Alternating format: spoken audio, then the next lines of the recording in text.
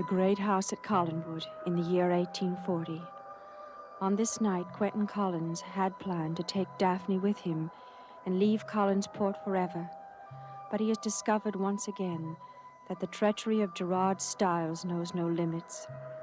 Daphne was intercepted and forced by Gerard to have a strange and compelling dream, one that placed her under a temporary spell and caused her to agree to marry Gerard. Quentyn has heard about this and has set out for Collinwood, hoping to arrive in time to save the woman he loves. Daphne Harridge, do you take this man to be your lawful husband? I do. Do you take this woman to be your wedded wife? I do. What God hath joined together, let no man put asunder. I now pronounce you man and wife. No!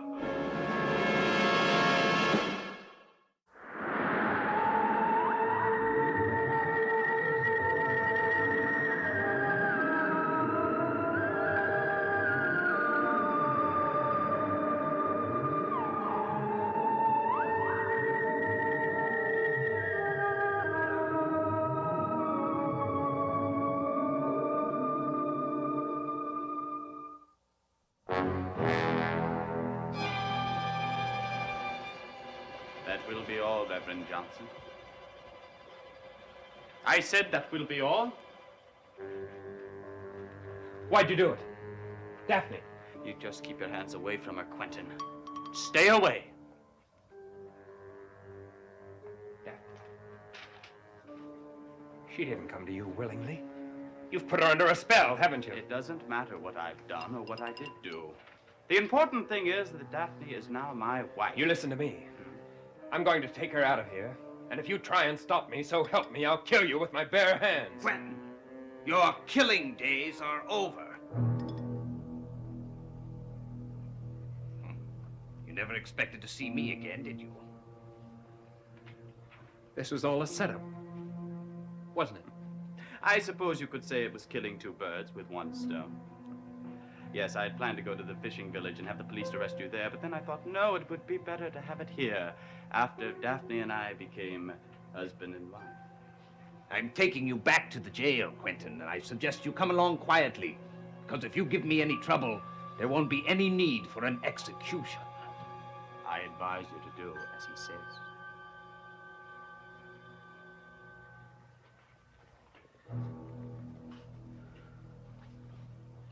I suppose you've already got Desmond? Yes. The police found him at the fishing shack about half an hour ago. Oh, what? She's come out of the spell. I told you to keep away from my wife. Why? Quentyn, what are you doing? Now, it's all right. I was tricked into coming here. Just as you were tricked into marrying Gerard. Marrying? Don't you remember anything? I remembered a dream. A dream he forced you to have. All right, Quentyn, that's quite enough. Take him away, Trask.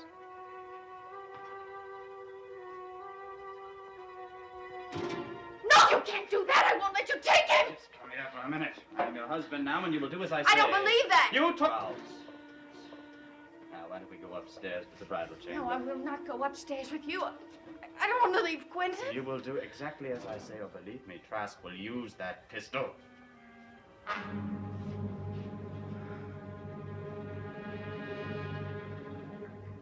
You better go upstairs.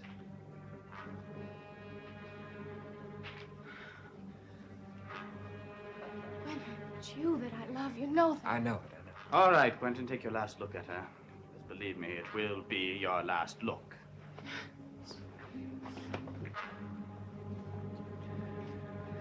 Trask, if there is a way to get back from the grave, I'll find it.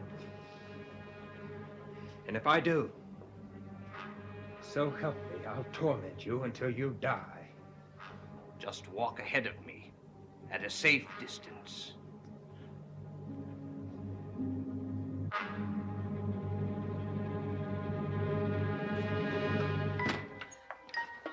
There's There's no way on earth you can get me to stay here. Oh, my dear, you're merely angry right now. That will pass.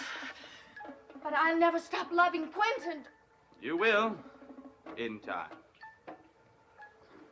You see, my dear, I'm a very, very patient man.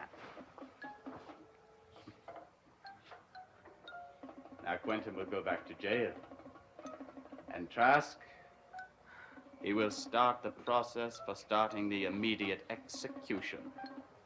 There's nothing that you can do to prevent it. You think you're gaining by all this? How can you stand to be married to someone who hates you? Oh, Daphne, you don't hate Oh, me. yes, I do.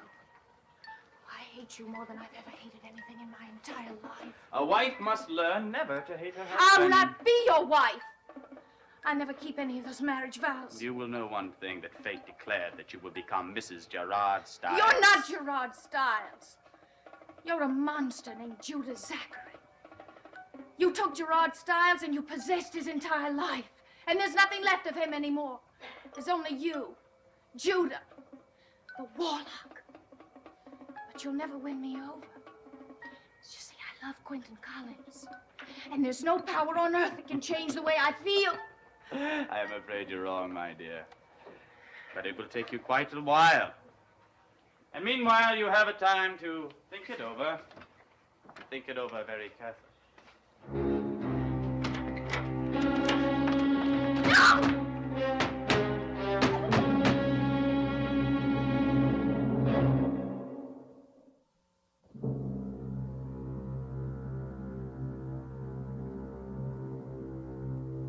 Julia said it was a room in the East Wing. In 1970, we witnessed parallel time in this room. It changed, it became Angelique's room. Catherine! I'm in here, Daphne. Catherine, I must talk to you. What is it? What's wrong? I've just had the most incredible experience in the village. I was on my way into the Collinsport Inn, and old Ezra Robinson was sitting on the porch. Well, he always talks to me, and I hardly ever pay any attention to it, but this time I did, because what he said was frightening. What did he say? Well, now, everyone in the village knows that you've agreed to marry Morgan. Well, old Ezra began by saying that he thought that was just fine. But then he asked me if you were planning to live at Collinwood. And I said, yes, you were. He looked at me for a moment, and he said, your sister will be making a tragic mistake. You've got to warn her. Warn me? What about? Well, he told me a story about a room somewhere in this house. A room that's haunted, Catherine. And that's the reason why everybody at Collinwood lives in fear. And that's why they keep their doors locked at night. Catherine, he said there was a legend about that room. Ezra Robinson is a muddle-headed old fool. I'm surprised you even took him seriously. Catherine, please. I only know that what he said disturbed me. What is it about a legend? Well, every generation, this family holds a lottery to decide which member of the family has to spend the night in that room. And Catherine, everyone that's ever gone into it has either died or they've come out stark raving mad. Catherine, the last person to go into that room was Justin Collins. Oh, and that's why Justin Collins is the way he is today. Yes. Daphne, Justin Collins had an accident. Catherine, that's what the family always tells everyone. But do you realize they've never said what kind of an accident, or how it happened, Catherine, or where? Oh, Daphne, I don't believe a word of it.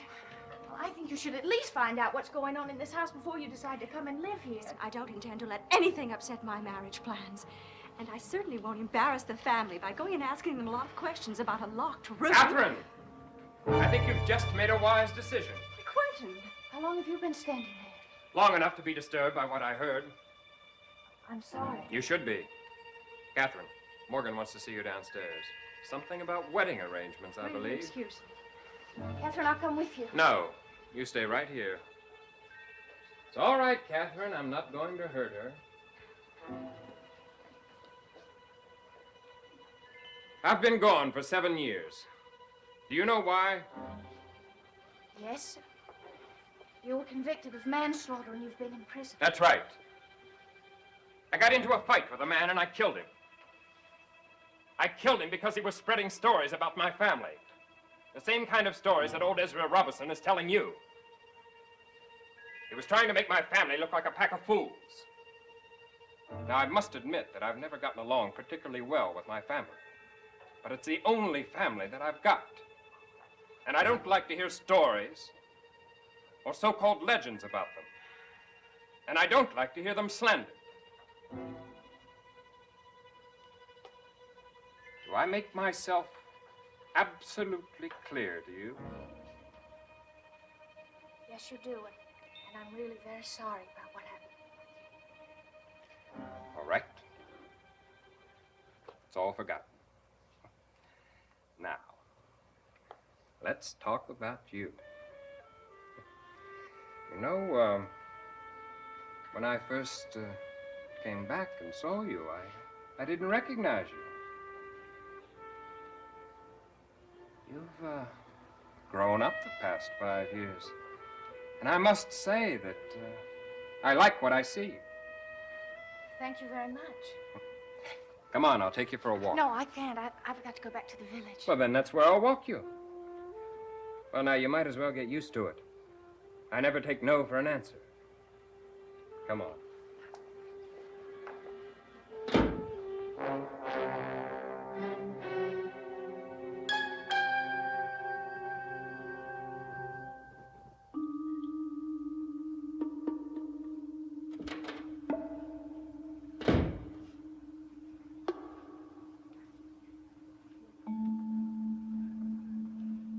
Why, Valerie. Come in. Oh, good evening, Gerard. We haven't had your pleasure of your company around here for quite a while. What brings you to Collinwood?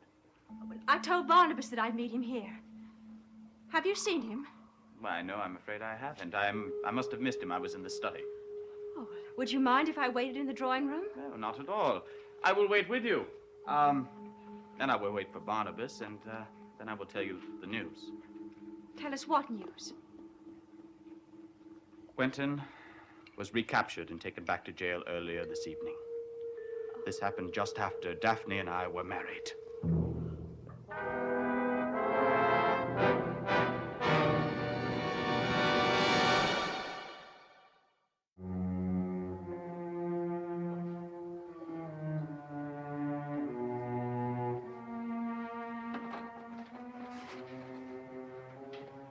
I came here as soon as I heard the news. I appreciate it, but you might as well have stayed home for all the good you can do me. We might as well admit it's all over. We still have some time. To do what? To get you out of here again if necessary. Barnabas, there isn't a prayer of that happening. And besides, they got the place well guarded this time. Is Desmond all right? Yes, he's down in his old cell. I don't understand Daphne. It wasn't her fault. She had no other choice. She had to marry him. He put her under a spell. Now, Barnabas, listen to me. You've got to give up the idea of trying to help me. You've got to get back to Collinwood and keep Gerard from getting Daphne. I'll do my best. Mr. Dawson and I have just had a long talk with Judge Vale. Trask, from the smile on that face of yours, I know what the outcome was. Yes, the judge agrees that there is no reason to prolong this. He has set tomorrow morning as the time for your execution, and that of Desmond Collins. This is your day, Mr. Trask. But remember, we still have a private matter to settle between us. Tomorrow may be my day.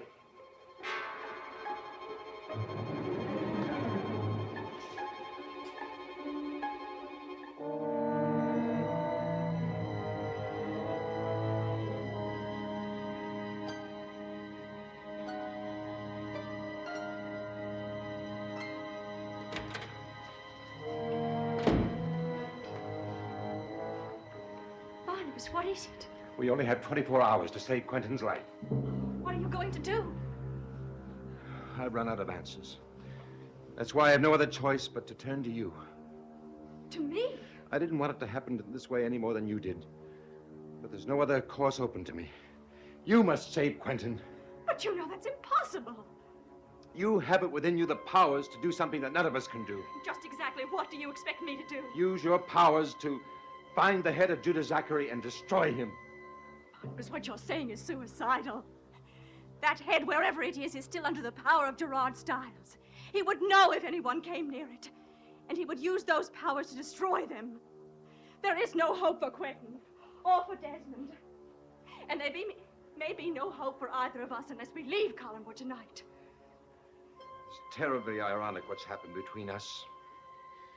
We've been enemies for years until we made this reconciliation.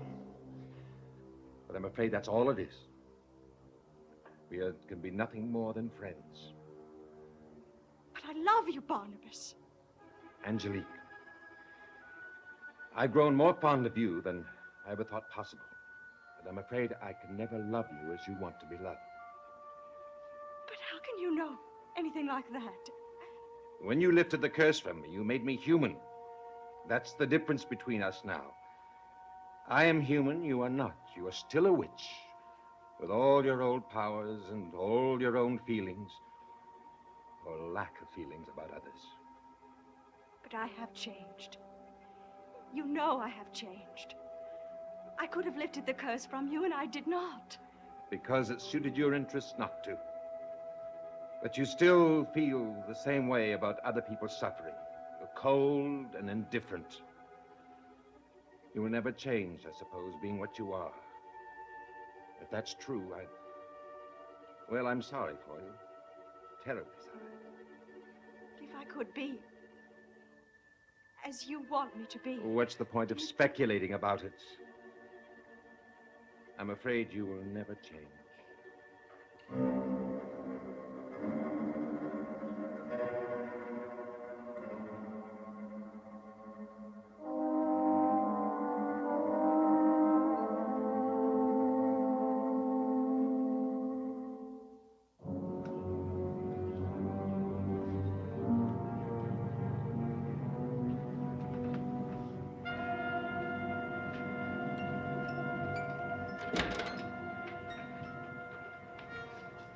Barnabas, I didn't realize you were still in the house. I've been looking for Daphne. Well, don't you mean Mrs. Stiles? Your wedding was a fraud, and you know it. Did Quentyn send you over here to look for her? Where is she? You haven't answered my I question. demand to know. I demand nothing from you. This is my house, Barnabas. And the whereabouts of my wife is nobody's business but my own. I demand that you get out of here. Now, leave while you still have a chance. Get out! I was beginning to think that you would never come out into the open, Judah.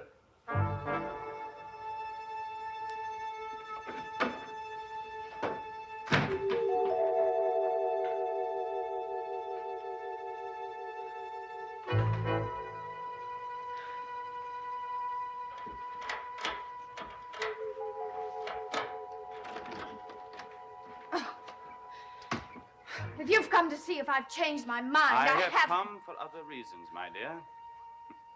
Tomorrow, it will be all over.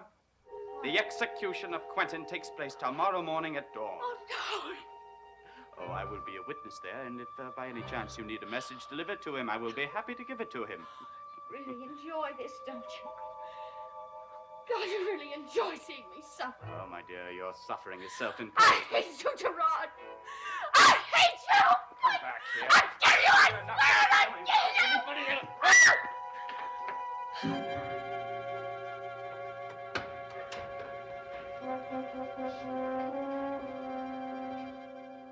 I will do what I can to help Quentyn. But what I am about to do is really for you, Barnabas. Because I love you. And I need your love. If I cannot prove myself to you this way, then there is no way.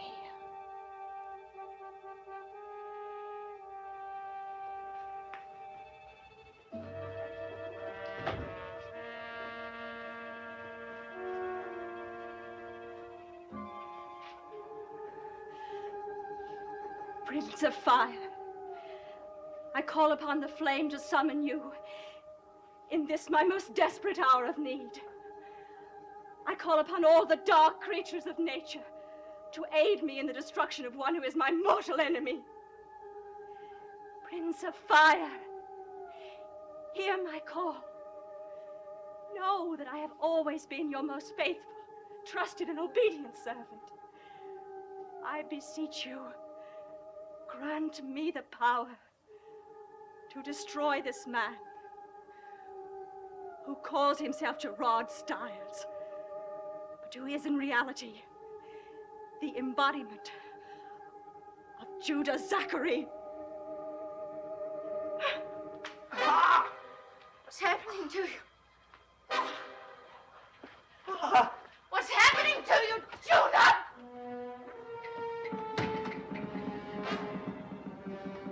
Let him suffer, as he has caused so many others to suffer. And then let him die, that this house may be rid of him forever. I beg you, in the name of every evil spirit that is obedient to you, return him now to the hell from whence he came.